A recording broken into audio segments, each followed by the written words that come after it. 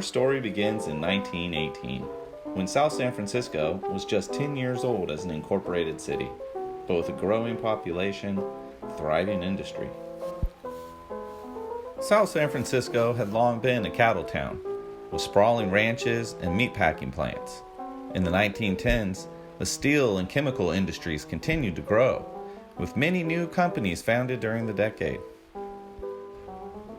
Workforces grew, driving South San Francisco's population. Companies like American Marble and Mosaic attracted workers from all over the world.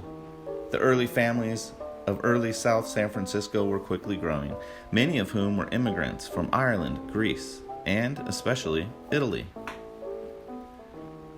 By 1920, South San Francisco's population reached 4,400, more than doubling in size since its founding in 1908.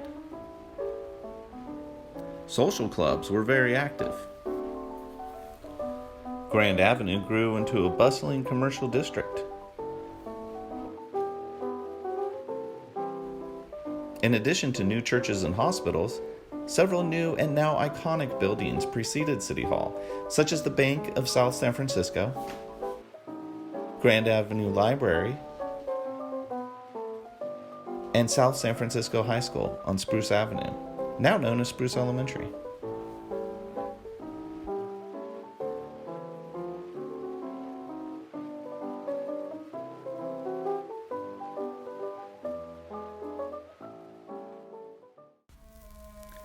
Meanwhile, local boys were being sent overseas to fight in World War I.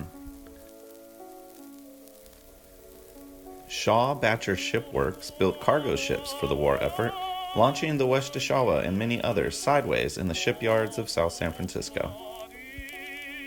As the First World War required continued sacrifices, another threat emerged that would prove to be even more deadly. Dr. J.C. McGovern, South San Francisco's public health officer at the time, reported 800 residents had been infected. Wearing masks, avoiding crowds, and getting plenty of sunshine were among the familiar guidelines issued by government officials. In South San Francisco, churches and schools closed. The new high school on Spruce served as a soup kitchen, the principal delivering food to stricken families. Hotels, bars, and pool halls remained open. They would, however, close for cleaning when asked.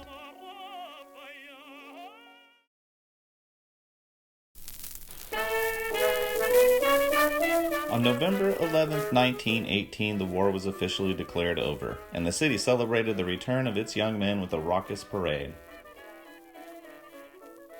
With the war over, attention turned to building a new city hall, so that, as the Enterprise Journal put it, South San Francisco should emerge from the small town class and take its place among California's live, wide-awake cities. Years earlier, city trustees had developed plans for a new city hall. The land was purchased in 1913 for $10,000. Architects were invited to submit designs, and on June 10, 1919, the voters approved by a 4-1 majority a bond issue which included the construction of City Hall. By Armistice Day's second anniversary, City Hall was ready for its unveiling. Thousands turned out in the rain to celebrate. The festivities included a women's club luncheon, a dance, a muddy South San Francisco high school football game, and a speech by newly elected Congressman Arthur M. Free, who declared the new City Hall a testament to law and order, and warned against the rise of Bolshevism. The parade was led by Dr. J.C. McGovern, a meaningful symbol for all South San Franciscans who persevered through the flu pandemic in what was now their first winter free of the virus. City Hall opened with a courtroom and judge's chamber, offices for the city clerk and tax collector, as well as the city council chambers. In the early days, the police department occupied 3 rooms on the main floor, including one for the jail. The fire department was housed in the basement and included the living quarters and garage for the engine. Over the years, South San Francisco's iconic City Hall has been the scene of many parades and protests, celebrations, and community gatherings, gracing postcards and phone books even Hollywood film.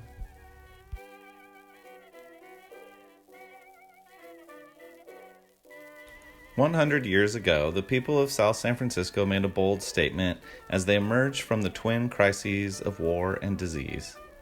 As the Enterprise Journal wrote, South San Francisco City Hall is a building that not only this city, but the entire peninsula can take pride in. It speaks volumes for the progressive spirit that moves the citizens of South San Francisco." Today, as the centennial anniversary of City Hall is celebrated, South San Francisco again looks forward to the future, with the opening of the new community center set for 2023.